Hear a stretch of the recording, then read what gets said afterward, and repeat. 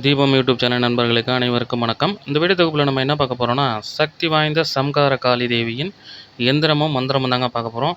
இந்த எந்திரத்தையும் மந்திரத்தையும் நம்ம பார்க்குறதுக்கு முன்னாடி நம்ம சேனலை சப்ஸ்கிரைப் பண்ணாதுங்க சப்ஸ்கிரைப் பண்ணுங்கள், ஆல் என்ற பெல் ஐக்கனை கிளிக் பண்ணுங்கள், லைக் பண்ணுங்கள், ஃப்ரெண்ட்ஸுக்கு ஷேர் பண்ணுங்கள். தொடர்ந்து நம்ம சேனலுக்கு ஆதரவு கொடுங்க. அப்போ தான் நம்ம இன்னும் அடுத்தடுத்த வீடியோக்களை வந்து பதிவிட முடியும்.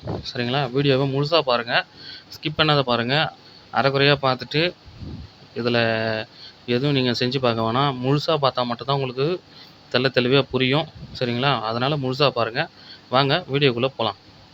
இப்போது இந்த சம்கார காளி தேவி வந்து இப்போ எதுக்குன்னு பார்த்தீங்கன்னா, வாழ்க்கையில் எல்லாத்தையும் இழந்துட்டு, நிம்மதி, சந்தோஷம் எல்லாத்தையும் இழந்துட்டு, பணம், சொந்த பந்தங்கள், மனைவி எல்லாத்தையும் இழந்துட்டு, எதுவுமே இல்லை, வெறும் எனக்கு உயிர் மட்டும்தான் இருக்குது, எனக்கு வாழணும்னு ஆசையே இல்லை, இப்போவே நம்ம செத்து போனால் கூட நல்லாயிருக்கும் அப்படின்னு நினைக்கிறவங்களுக்கு இதில் இந்த சக்தி வாய்ந்த இந்த தேவி வந்து உங்களை காப்பாற்றி உங்களை ஒரு நல்ல நிலைமைக்கு ஆளாக்கி கொடுப்பாங்க.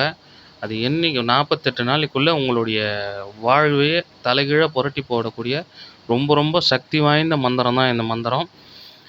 இது நான் சக்தி வாய்ந்ததுன்னு சொன்னால் கூட நீங்கள் உணர்வுபூர்வமாக நீங்கள் உணர்ந்தால் மட்டும்தான் முடியும். இதை நான் எங்ககிட்ட வர ஆட்களுக்கு நாங்கள் இதை செஞ்சு கொடுத்து அவங்க இன்றைக்கி நல்ல நிலமையில இருக்கிறாங்க. இது வந்து உங்களுக்கு பார்த்து கொடுக்கணும், அதனால் இந்த மக்கள் வந்து இதை பார்த்து பயன்பெறணும் அப்படின்ற ஒரு நல்ல எண்ணத்தில் தான் இந்த வீடியோவை பதிவிடுறோம். நம்பிக்கை இருங்கவர் மட்டும் செய்யுங்க, நம்பிக்கை இல்லாதவங்க செய்யாதீங்க, விட்டுருங்க. அதை பற்றி பிரச்சனை இல்லை.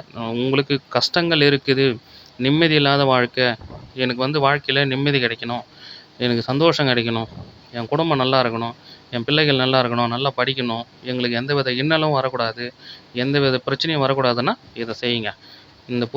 இந்த பூஜையை நீங்கள் எந்த அளவுக்கு பக்தியாக செய்கிறீங்களோ அந்த அளவுக்கு நிச்சயம் 100 உங்கள் வாழ்க்கையுடைய 100% சந்தோஷம் கிடைக்கும். இதுக்கு நான் உறுதி தரேன். சரிங்களா? இப்போ ஸ்க்ரீனில் தெரியுது பார்த்தீங்களா, இதுதாங்க சக்கரம். இந்த சக்கரத்தை ஒரு 6க்கு 6 சைஸில் எந்திரத்தில் செப்பு தகட்டில் தான் நீங்கள் வரைஞ்சிக்கின்னு இது என்றைக்கு செய்யணும்னு பார்த்தீங்கன்னா, ஒரு அமாவாசை நாளில், ஒரு ஞாயிற்றுக்கிழமையாக வந்தாலும் சந்தோஷம் தான், இல்லை வெள்ளிக்கிழமையாக வந்தாலும் சந்தோஷம் தான். அமாவாசை வரக்கூடிய நாட்களில் எல்லா நாளும் நல்ல நாள் தான். அமாவாசை அன்றைக்கி நீங்கள் ஸ்டார்ட் பண்ணணும். அதிகாலையில் குளித்து முடித்து எழுந்துட்டு இந்த எந்திரத்தை ஒரு செப்பு தகட்டில் வரைஞ்சிக்கின்னு, எந்திரம் வரையும் போது எப்போவுமே ஊதுவத்தி, கற்பூரம் பக்கத்தில் இருக்கணும். ஊதுவத்தி எரிஞ்சிட்டு இருக்கணும். விளக்கு வந்து சாமிக்கிட்ட எரிஞ்சிட்டு இருக்கணும். ஊதுவத்தி நறுமணமாக இருக்கணும். அப்போ தான் வந்து அந்த எந்திரத்துக்கு உயிர் வரும். அதனால் வந்து எந்திரம் எழுதும் போது ஊதுவத்தி வாசனை, சாம்பிராணி வாசனை கண்டிப்பாக இருக்கணும். எந்திரம் எழுதி முடிச்சுட்டு அதுக்கு வந்து சாப நிவர்த்தி பண்ணணும். முதல்ல அதுக்கு வந்து பார்த்திங்கன்னா அபிஷேகம் பண்ணணும். பால், பழம், பன்னீர், அப்படி இல்லைன்னா இளநீர், பன்னீர், கோமியம், இது 3த்தினாலையும் தட்டில் வச்சு, தாமல் தட்டில் வச்சு அபிஷேகம் பண்ணி எடுத்துகிட்டு அதை ஒரு பஞ்சு வச்சு சுத்தமாக துடைச்சிருங்க. துடைச்சி முடிச்சுட்டு அதுக்கப்புறம் என்ன பண்ணுறீங்கன்னு பார்த்தீங்கன்னா, நீங்கள் எந்திர சாப நிவர்த்தி பண்ணணும். எந்திர சாப நிவர்த்தி பண்ணணுன்னா, எந்திர சாப நிவர்த்தி நம்ம ஏற்கனவே நம்ம யூடியூப் சேனலில் போட்டுருக்குறேன். அப்படி இல்லைன்னா நீங்கள் போய்ட்டு தேடி பாருங்கள், கண்டிப்பாக கிடைக்கும். அந்த எந்திர சாப நிவர்த்திக்கு வந்து பண்ணி விபூதி கையில் எடுத்து 11 முறை எந்திர சாப நிவர்த்தி பண்ணி மந்திரங்களை சொல்லி அது மேலே போட்டிங்கன்னா அது எந்திரம் சாப நிவர்த்தி ஆகிடும். அதுக்கப்புறம் அதை வந்து துடைச்சிட்டு அஷ்டகர்ம மை பூசணும். குங்குமம், மஞ்சள் வச்சுட்டு அதுக்கப்புறம் அஷ்டகர்ம மை 4 பக்கமும் வைக்கணும், நடுவுலையும் வைக்கணும். அஷ்டகர்ம மை பூசிட்டு அதுக்கப்புறம் பார்த்திங்கன்னா இதை வந்து தரையில் வைக்கக்கூடாது, ஒரு வாழை இலையில் தான் வைக்கணும். ஏன் தரையில் வைக்கக்கூடாதுன்னா, நம்ம மந்திரங்கள் உட்காந்து படிக்கும் போது கூட வெறும் தரையில் உட்காந்து படிக்கக்கூடாது. இதுக்கு வந்து ஒரு துண்டோ இல்லை ஏதாச்சும் ஒரு டவல், இந்த கோணி பை, தர்பா பாய் இந்த மாதிரி தான் யூஸ் பண்ணணும். வெறும் தரையில் உட்காந்து படித்தா ஏன்னா நெகட்டிவ் எனர்ஜி ஓவராக அதிகமாக இருக்கும், வேலை செய்யாது. அப்போது நம்ம அந்த எந்திரத்தை வாழை இலையில் மட்டும்தான் வைக்கணும், தரையில் வைக்கக்கூடாது. அதனால் வாழை இலையில் வச்சுருங்க. வாழை இலையில் வச்சுட்டு நீங்கள் அதுக்கு வந்து மல்லிகைப்பூ வச்சுருங்க. பக்கத்தில் வந்து மஞ்சளில் பிள்ளையார் பிடிச்சி வச்சு அதுக்கு வந்து விநாயகருக்கு உண்டான பூ, எருக்கம்பூ மாலை எல்லாம் போட்டு வைக்கணும். அது மட்டும் இல்லைங்க, அருகம்பில்லு இருக்கணும். அந்த மஞ்சளுக்கு, பிள்ளையார் மஞ்சளுக்கு மஞ்சள் குங்குமம் வச்சுருக்கணும். அதுக்கப்புறம் பார்த்திங்கன்னா பக்கத்துலேயே ஒரு படையல் வைக்கணும். எல்லா பூஜையிலையும் நம்ம சொல்கிற மாதிரி சேம் படையல் தான். வெத்தலை பாக்கு, பொரிக்கடலை, அவல், அச்சு வெல்லம், அதிரசம், முறுக்கு, இனிப்பு வகைகள், கார வகைகள், பழ வகைகள், இது எல்லாமே திட்டமாக உங்களுடைய வசதிக்கு ஏற்ற மாதிரி சின்னதாக படையலாக போட்டாலும் பரவாயில்ல தான், ஒன்றும் பிரச்சனை இல்லை.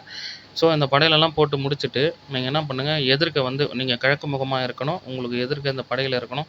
படையலுக்கு பக்கத்திலேயே வந்து பார்த்தீங்கன்னா, இந்த எந்திரம் இருக்கணும். எந்திரத்துக்கு மல்லிகைப்பூ மட்டும் தான் பயன்படுத்தணும். ஏன்னா, இதுக்கு வந்து மல்லிகைப்பூ மட்டும் தான் உகந்தது. மல்லிகைப்பூ மட்டும் தான் பயன்படுத்தணும். அதுக்கப்புறம் பார்த்தீங்கன்னா, நீங்க வந்து இத தொடர்ந்து அ பூஜை செய்யறதுக்கு உண்டான மல்லிகைப்பூவும் சேர்த்து வாங்கி வச்சுக்கங்க. கற்பூரம், ஊதுபத்தி, தேங்காய், வெத்தல பாக்கு, பழம் இதெல்லாம் கண்டிப்பா இருக்கணும். கற்பூரம் அணையக்கூடாது. ஊதுபத்தி எரிஞ்சது எரிஞ்ச பக்கலயே இருக்கணும். அதுக்கப்புறம் பார்த்தீங்கன்னா, இது வந்து காலையில செய்யணும். காலை, மாலை 2 வேளையும் பூஜை செய்யணும். நீங்க ஒரு முறை படையல் வச்சா போதும். இருமுறை வைக்க தேவையில்ல. அதனால ஒரு முறை மட்டும் நீங்க படையல் வச்சீங்கன்னா, அதுவே போதும். சாயங்காலத்துக்கு மாலையில அதே படையலே வச்சு யூஸ் பண்ணுங்க. அதுக்கப்புறம் மறுநாள் வந்து மாத்துங்க. இப்போ காலையில வச்ச படையல யாருக்கும் நீங்க குடுக்கக்கூடாது. நீங்க மட்டும் தான் சாப்பிடணும். இன்னொரு விஷயம்னு பார்த்தீங்கன்னா, தனி அறையில தான் நீங்க தூங்கணும். சரிங்களா? எந்த அளவுக்கு பயபக்தியா இருந்து ஆ தெய்வத்த வணங்கி, நீங்க உங்களுடைய கஷ்டங்கள போக்கணும்னு நீங்க வணங்குறீங்களோ, அந்த அளவுக்கு வந்து அந்த அம்மா சீக்கிரமா உங்கள தேடி வருவாங்க. ஒரு மனமுருகி வேண்டணும். அனுஷ்ட ஆச்சாரங்களையும் கடைபிடிக்கணும்.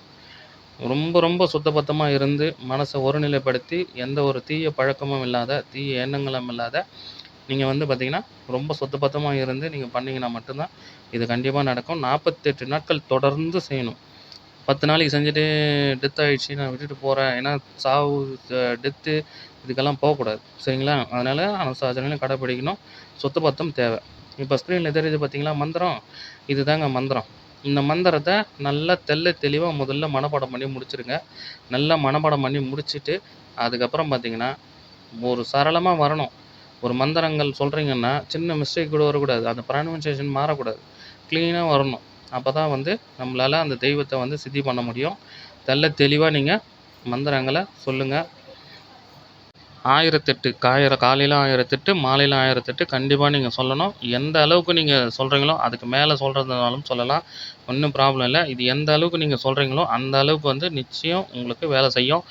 நான் அடிச்சு சொல்றேன். 100% உறுதியா சொல்றேன். உங்களுடைய வாழ்க்கை 48 நாட்கள் இந்த பூஜை முடியறதுக்குள்ள உங்களுடைய வாழ்க்கை தலைகீழாங்க மாறி, நீங்க ஒரு நல்ல நிலைமைக்கு வருவீங்க. நிச்சயம் இது நடக்கும். சரிங்களா? இப்போ இந்த பூஜை முறைகள்லாம் பண்றதுக்கு முன்னாடி, விநாயகர் பூஜை கண்டிப்பா முடிக்கணும். விநாயகர் பூஜை பண்ணாத நீங்க எந்த பூஜையுமே செய்யக்கூடாது. விநாயகர்கிட்ட கண்டிப்பா நீங்க ஒரு வேண்டுதல் வைக்கணும். இந்த மாரி விநாயக பெருமானே நான் வந்து இந்த இந்த சக்தி வாய்ந்த இந்த சம்ஹார காளி வந்து அ நான் வந்து ரொம்ப ரொம்ப வேண்டி கேட்டுக்கிறேன். அவங்களுடைய பூஜைய வந்து நான் செய்ய போறேன். அதனால வந்து எனக்கு வந்து நீங்க துணையா இருங்க. எனக்கு எந்த ஒரு இன்னலும் வராத, தடங்கலும் வராத, எனக்கு வந்து நீங்க ஆசீர்வாதம் பண்ணுங்க. என் கூடவே இருந்து இந்த பூஜைய நல்லபடியா முடிச்சு குடுங்க. நல்லபடியா நான் அந்த பூஜைய செய்யணும் அப்படின்னு அவர்கிட்ட ஒரு ஆசீர்வாதம் வாங்குங்க. ஆசீர்வாதம் வாங்கிட்டா, அதுக்கப்புறம் ஒண்ணுமே இல்ல. இந்த பூஜை நல்லபடியா உங்களுக்கு சக்சஸா முடியும். இந்த பூஜை மட்டும் உங்களுக்கு சக்சஸா முடிஞ்சிடுச்சுன்னா, யாராச்சும் உங்கள மாந்திரீகம் மூலியமாவோ, இல்ல எதிரிகள் தொல்லையோ, இல்ல மாந்திரீகம் மூலியமா ஏதாச்சும் உங்களுக்கு செய்வினை, ஏவல், பில்லி, சூனியம் எது செஞ்சாலும் சரி, அவங்களுடைய பாட்சா இதுல பலிக்காது. நிச்சயமா செஞ்சவன் தல தப்பாது. அந்த அளவுக்கு இந்த காளி போய் அவங்கள அடிச்சுட்டு வந்துரும். அடிச்சுட்டு வரனா சும்மா இல்ல. அவனால எந்திரிக்கவே முடியாது. அவன் சொல்ல முடியாது. அந்த அந்த தெய்வம் கோவம் வந்ததுன்னா காளிக்கு, ரொம்ப ரொம்ப ஆக்ரோஷமானவள். நீங்க அந்த அம்மாவ நீங்க வந்து வணங்கி அந்த அம்மாவ வசியம் ஆயிட்டாங்கன்னா, அவ்வளோதான் முடிஞ்சிச்சு. உங்க குடும்பத்துக்கு யாரு எது செஞ்சாலும், அவன விட்டு வைக்காது. உங்க குடும்பத்துக்கு பாதுகாவலா நிக்கும். உங்க உங்க வீட்டு வாசகால்ல காவல் தெய்வமா நிக்கும். அத அவங்கள மீறி எந்த ஒரு இன்னலும் உங்களுக்கு வரக்கூடாது. உங்களுடைய பிள்ளைகளுக்கு பாதுகாப்பு, உங்களுடைய குடும்பங்களுக்கு பாதுகாப்பு, உங்களுக்கு பாதுகாப்பு, உங்களுடைய வம்சாங்களுக்கு பாதுகாப்பு. அது மட்டும் இல்லைங்க, உங்களுடைய குடும்பத்த மேன்மையாக்கும். கடன் பிரச்சனை, கடன் குடுத்தவன் கூட அதிகமா வந்து தொல்ல பண்ண மாட்டான். அந்த அளவுக்கு இது வந்து ரொம்ப ரொம்ப சக்தி வாய்ந்தது. இந்த தேவிய வந்து நீங்க மனச ஒருநிலைப்படுத்தி, எந்த எண்ணமும் இல்லாத சுத்தபத்தமா வணங்குனீங்கன்னா மட்டும் தான், இது வந்து உங்களுக்கு தேவியினுடைய அருள் பரிபூரணமா கிடைக்கும். அது மட்டும் இல்லைங்க, இது எங்க செய்யணும்னா, வீட்ல செய்யக்கூடாதுங்க. வீட்டுக்கு மாடியில தான் செய்யணும். இல்ல வீட்டுக்கு பின்பக்கமா செய்யலாம். வீட்டுக்கு மாடி மேல செய்றது அ பின்பக்கம் மாடி மேல வீட்டுக்குள்ள செய்யக்கூடாது. ஏன்னா, இவங்க வந்து காளி தேவி. நீங்க வந்து படையல்ல வந்து ரத்தம் வைக்க வேண்டியது இருக்கும் ஒரு சில நேரத்தில. அவங்க வந்து கனவுல சொல்லுவாங்க. இந்த மாரி எனக்கு ரத்த படையல் வையி, நான் வந்து உனக்கு அருள் வாக்கு தரேன். உனக்கு அருள் கிடைக்கும்படி உனக்கு ஆசீர்வாதம் பண்றேன் அப்படின்னு கனவுல வந்து சொல்லுவாங்க. அப்போ சொன்னாங்கன்னா, நீங்க ரத்த படையல் வச்சு மறுநாள் பூஜை பண்ற மாரி இருக்கும்.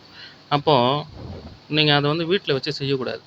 வீட்ல வச்சு செஞ்சீங்கன்னா, சிறு பிள்ளைங்களுக்கெல்லாம் பாதிப்புகள் கண்டிப்பா வரும். வயசானவங்களுக்கு கண்டிப்பா வரும். அதனால வந்து நீங்க சொல்லும்போதே அவங்க கிட்ட முதல்ல அந்த காளி அம்மாகிட்ட வேண்டிக்கணும். நீங்க சாந்த சொரூபிணியா வாங்கம்மா. ஒரு குழந்தை போல வாங்க. எனக்கு எந்த ஒரு ஆபத்தும் வரக்கூடாது. எனக்கு வந்து காவலரா வாங்க. நீங்க என்னுடைய குடும்பத்துக்கு பாதுகாப்பா இருக்கணும். அவங்க கிட்ட ஒரு ஆசீர்வாதம் வாங்கிடுங்க. கனவுல வந்தாலும் சரி, இல்ல நேர்ல காட்சி கொடுத்தாலும் சரி. உங்களுடைய உங்களுடைய தவ வலிமையால உங்களுக்கு என்ன கொடுப்பனையோ அதுதான் நடக்கும். சரிங்களா? அதனால இதனுடைய பூஜை வந்து இவ்வளோதான். ரொம்ப எளிய முறையில தான் சொல்லியிருக்கிறேன். இதில ஏதாச்சும் உங்களுக்கு டவுட்டா இருந்தா, நீங்க WhatsAppல கேளுங்க. நான் சொல்றேன். சரிங்களா? இல்ல எனக்கு வந்து எந்திரமே நீங்க பண்ணி குடுங்க அப்படின்னு சொன்னாலும், நாங்க பண்ணி தர தயாரா இருக்கிறோம்.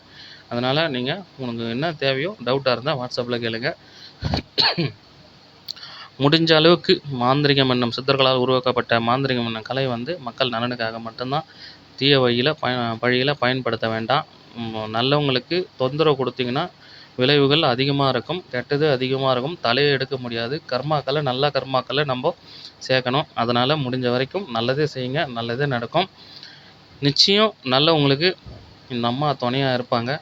என்னால் முடிஞ்ச உதவிகள நான் எல்லாருக்கும் செஞ்சுட்டு வரேன். அதனால உங்களுக்கும் உங்களால முடிஞ்ச உதவிகள 4 பேருக்கு செய்யுங்க. நல்ல கர்மாக்கள சம்பாரிக்கலாம். ஒண்ணும் பிரச்சனை இல்ல. எல்லாருமே சந்தோஷமா இருப்போம். சரிங்களா? இந்த வீடியோ புடிச்சிருந்ததுன்னா, தொடர்ந்து நம்ம சேனல சப்ஸ்கிரைப் பண்ணுங்க, லைக் பண்ணுங்க, ஆல் என்ற பெல் ஐக்க கிளிக் பண்ணுங்க, ஃப்ரெண்ட்ஸுக்கு ஷேர் பண்ணுங்க. உங்க ஆதரவு என்னைக்கும் தேவை. அதனால முடிஞ்ச வரைக்கும் நம்மளுக்கு ஆதரவு குடுங்க. அடுத்த வீடியோல சந்திப்போம். நன்றி, வணக்கம்.